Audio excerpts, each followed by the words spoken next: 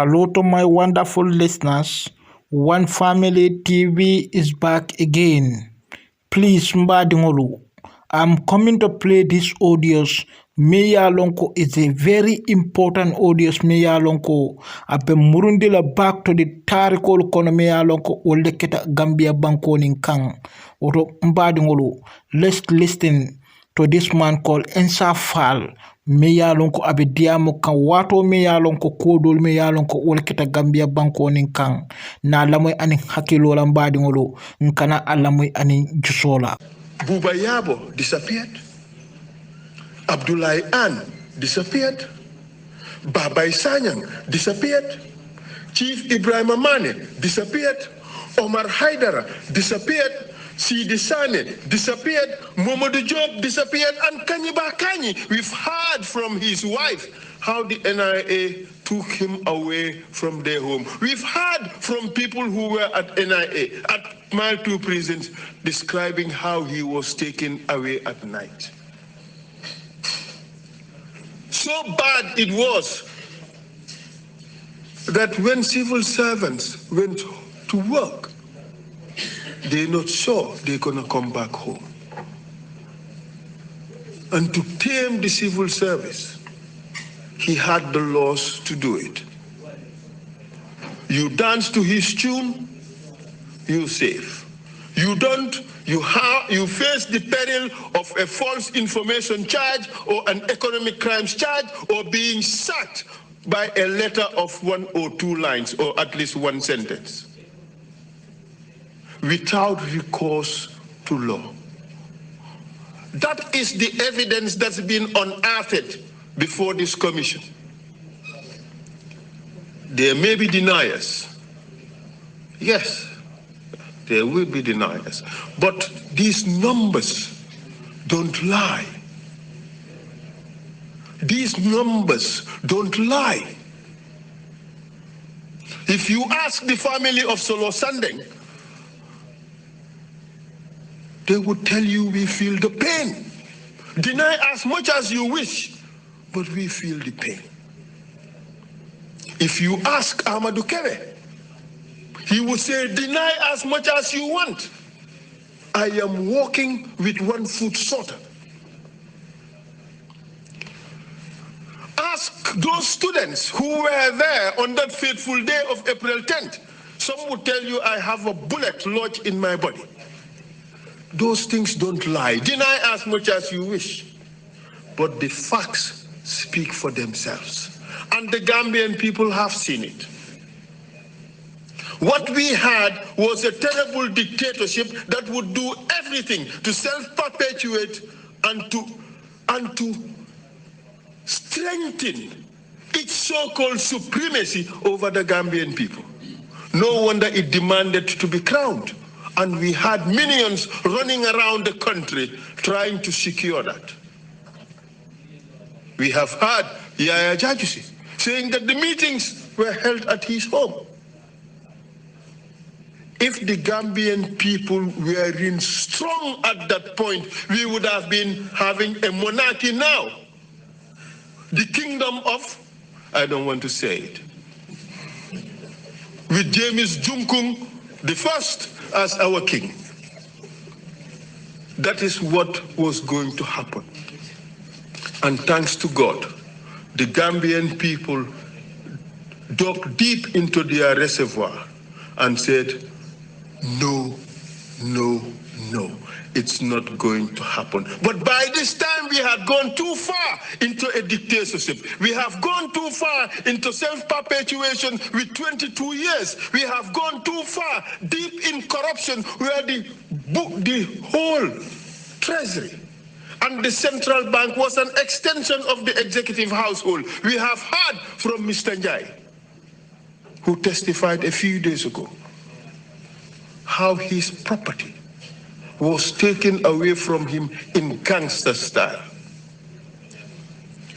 Mr. Chair, all these things I'm saying tells me crimes against humanity, crimes against humanity, crimes against humanity. And the forum to deal with that is not only limited in Gambia. It could be Gambia, it could be Ghana, it could be West Africa, it could be somewhere in Africa, it could be the ICC.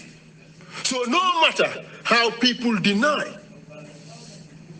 no matter how one can control what may happen in Gambia, that same institution cannot control what happens outside or elsewhere. We have seen Hussein Habre. He's run away for 20-something years.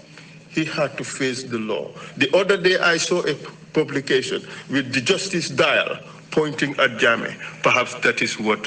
Mbadiŋolu annanin lamoyde Ensa Faal be kumakaŋolu me ye a lon ko abawole fo kaŋ mbadiŋolu nin mu kulleti me ye a lon ko i kummata bakele me ye a lon ko wala mun na taarikol ti me ye a lon ko wala kita Gambia banko nin kaŋ woto mbadiŋolu annanin audio lamoy kilin kilin na lamoy anin hakkilo la mbadiŋolu alin kanata na lamoy anin juso la mbadiŋolu because nin ko mba lamoy la anin juso la nde kumo keso soto la bar kumakaŋolu men ye a lon ko wala be fo kaŋ jam mbadiŋolu nin mu kulleti me ye a lon ko bala faala mu ni ku yala mu woto anna Ensa Faal lamoy ani saŋ ala audio do fanan na ba.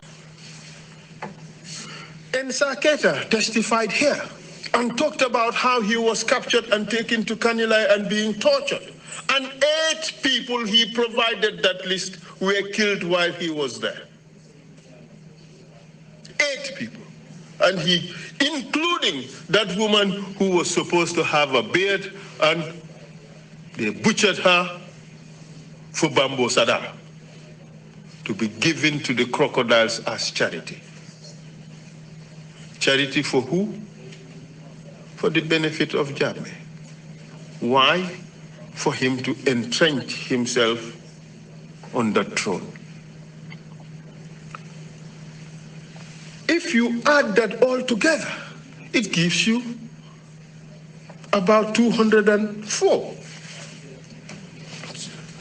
Well, yes, about 204. And then we have written down another list of those who are not counted. Korosise, Usman Korosise, Deda Haidara, Baba Job, Ndongo Mbub, Soldown, Mahawa Cham, Ndur Cham, Tumane Jallo, Abdoulaye Gueye, Alma Momane, Amadou Doumbouya, Dawda Nyasi, Mustafa Koli, Ilo Jallo, Mariama Kamara and her husband Alpha Jallo. This we've not been able to investigate conclusively yet, but we are still at it. Mahmoud Sise and Ibu Job. We had Oya. He testified before here. He said Yahya Jammeh instructed them to chop them up. It wasn't sufficient to just kill them. It wasn't sufficient to decapitate them. They had to chop them up. Gruesome. Gruesome. Gruesome. And Tumbul Tamba, and I will come back to him. The Nigerian killed by Almamo Mane after the Jammeh convoy. Well, we've had Jallo today and yesterday saying Jammeh protected him. This was a country where if you kill in the name of the head of state, you get protected or even get promoted. This was the Gambia we lived in. Yahya Jammeh was captured. The rebel attack in Farafenni, he was tortured so badly, few months later he died. Jammeh created these institutions wherein torture was the name of the game. Torture was the order of the day. It was his star chamber. We've had the NIA officer saying that torture was almost certain to happen in cases where he is involved. In fact, we've heard from someone so close to Jammeh who told us sometimes he will come disguised and participate in torture. Well, the public may not have heard that. Yes, but it is evidence before the commission. We have heard how video recorders are carried by some of his agents, and they will take videos of tortures, well, and maybe even killings, because we have heard how Dabamarena and co were dealt with. Tumbul had to come with a video recorder and the video camera and had to show Jammeh proof. I am ashamed that this was the country our people lived in. I am ashamed that this is the country that my parents lived in. I am ashamed that this is the country my children live in, and this is where they're growing up. This is what happened in Gambia. Between 220 murders to 250 murders occurred in this country during Jammeh's rule, attributable to Jammeh. And that is not the enforced disappeared. We've heard from Sheikh Ujala. Jammeh told him, oh, Solo is lucky, but for my mother, I would have disappeared him. Well, disappearing people was part of his modus operandi. Mr. Chair, the attacks on the Gambian people were not only limited to that.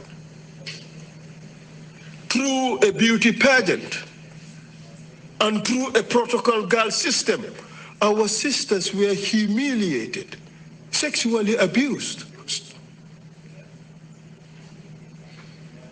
just to further subjugate the Gambian people, and so ego and so superiority for one's self-aggrandizement. We have seen, Mr. Chair, how institutions were created that are aimed at further strengthening or creating a dictatorship. The NIA, with all those monstrous powers they were given, and a very compliant justice system, anchored and chaperoned by so-called Nigerian mercenary judges. And we have seen how investigative processes and judicial processes were compromised in order to produce desired results for Jammeh. And Mr. Chair, not only the institutions for investigating and prosecuting and judging, but even the institution to keep these people, the prison, became his five-star hotel, lacking of any facility that would help a person have a good life. The mere fact of being in Mile 2 is a violation of a person's rights, because it is completely at odds with the UN standard minimum rules for the treatment of prisoners. And, Mr. Chair, if one were to end up in Mile 2,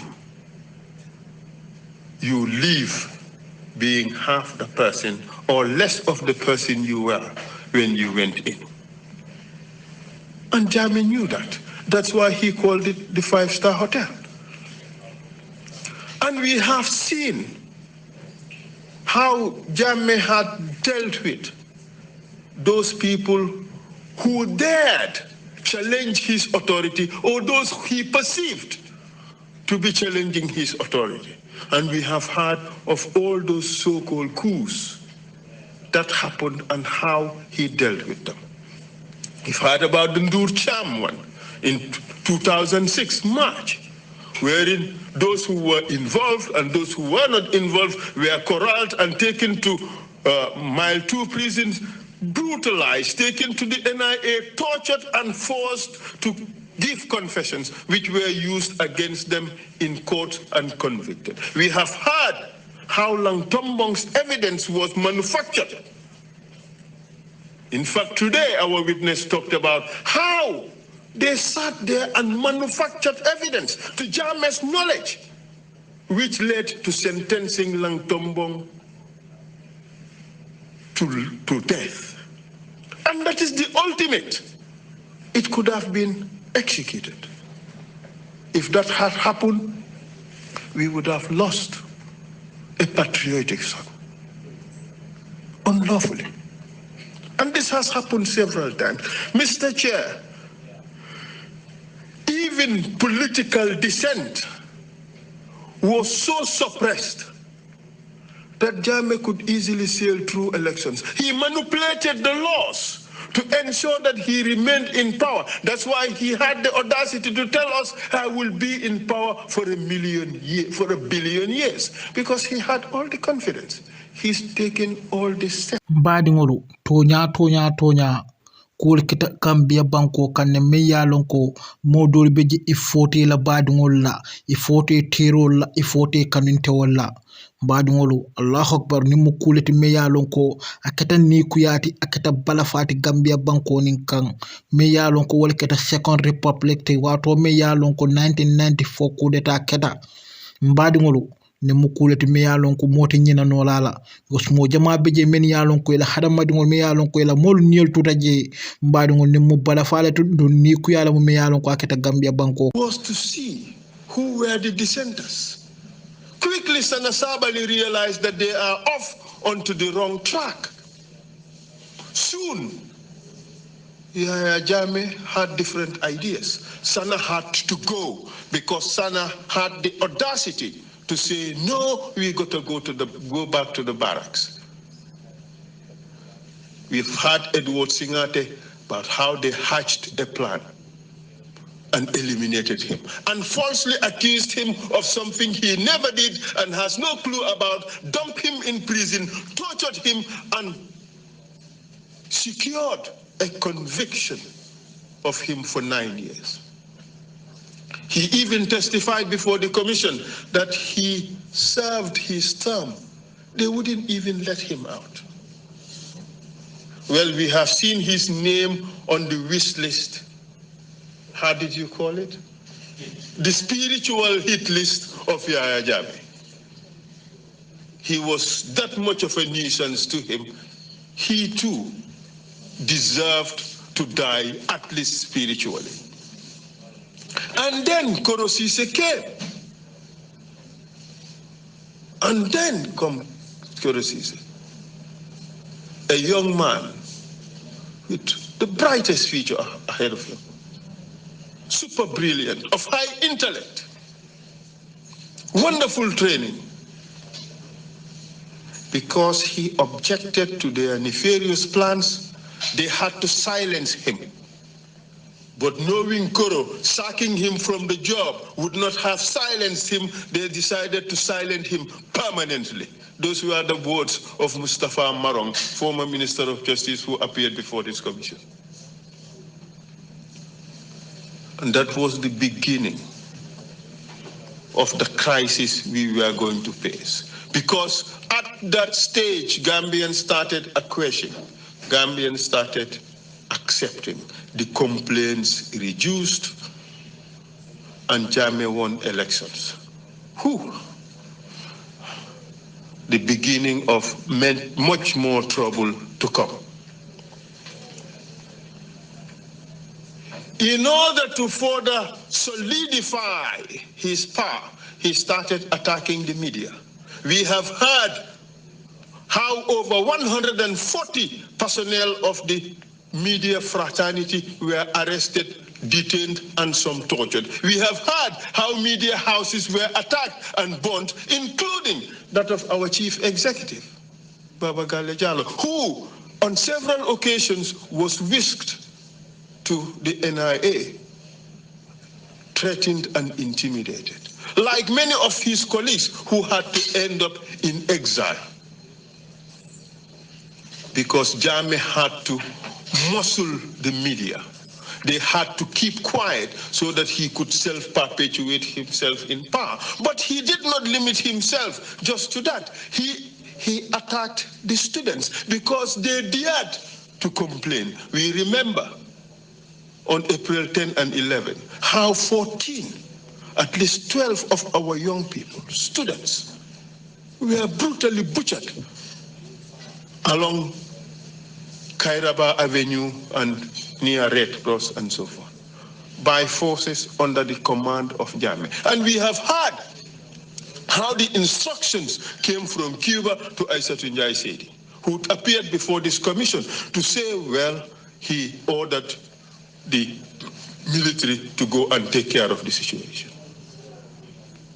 We have heard from Grignai, who explained how they had instructions and he had to shoot at students. And when Sandeng and others decided to protest, he treated them in the only language he understood, violence, leading to the death of Solo Sandeng and the brutal torture of his cohorts. This was the Gambia that we had. So important was his throne to him that he would not even spare his relatives. We had today from a person who was very close to him that he killed at least 5 of them just because he believed those people wanted him dead. And in the process, Mr. Chair, I have just sat down here and draw up a list of those who were killed attributed to Jammeh and his forces. And Mr. Chair, my count, or our count, came to 214 people. 214 people in a small country like Gambia that borders or smacks of crimes against humanity. For a country as small as Gambia that smacks of crimes against humanity. And I can give you a list. November 11, 11 people, 11 soldiers summarily executed. April 10th, 12 school children and 2 people executed. His relatives, 5 of them, Haruna Jasaja, Sise Bujiling, Mamadou Lamin Nyasi, Masi Jammeh, and others. 5 of them. Daba Marena and Co. We have heard from the person closest to Jammeh just yesterday as to how Jammeh sat there and planned how to lie to the Gambian people. What happened to these people? How Tumbul Tamba called and said, tell him fucking mission accomplished. And how he was given a big bag of money. Daba Marena and Co. lost their lives unnecessarily. They did nothing. We've heard how the West African migrants were butchered in several places around the country, 67 of them. Initially, we thought they were 34, then 44, then 57, and ultimately 67 people butchered. And the government went on a campaign to cover this up. Well, we have had even today the witch hunting exercise that was ordered by Jammeh. 41 people died. A lot of them, our grandmothers and our grandfathers, humiliated, tortured, some sexually abused. We've heard about the fraudulent PATP, that is the President Alternative Treatment Program. We've heard that. Well, only one person claimed to have been cured, and that person did not come to the commission. It's being rumored out there. But everybody else who was in that program and testified before this commission said that they are still HIV positive, and that soon after the treatment, they had to go into conventional medicine. Without that, they would have died. They were hoodwinked into believing that our president had a cure. And Mr. Chair, let nobody kid you. If the president of your country tells you he can do something, the tendency is you would believe him. He fraudulently lured our sick people into a treatment program that was bogus. He was a charlatan. He was a quack. Can't be described in any lesser way, Mr. Chair. Mbadingolu mbe Ensa Faal moyle ay kuma kawli me yalon ko ay wole fo me yalon ko e ka fu kawli me ko sana sabali nyolu me yalon ko e kol me yalon ko yole ke Gambia banko kan kata yaya jamme nyolu e kol me yalon ko yole ke Gambia banko nin kan mbe ya moyle ay mem fo mbadingolu woto ko na lamani hakilola nkana alamani jusola woto mbalu be tentula mbalu jayila alkalamu wati allo damma woyen sile was natolunte nte diyamula woto mbafulale ko ala matilo to diyala ala mamma be la sama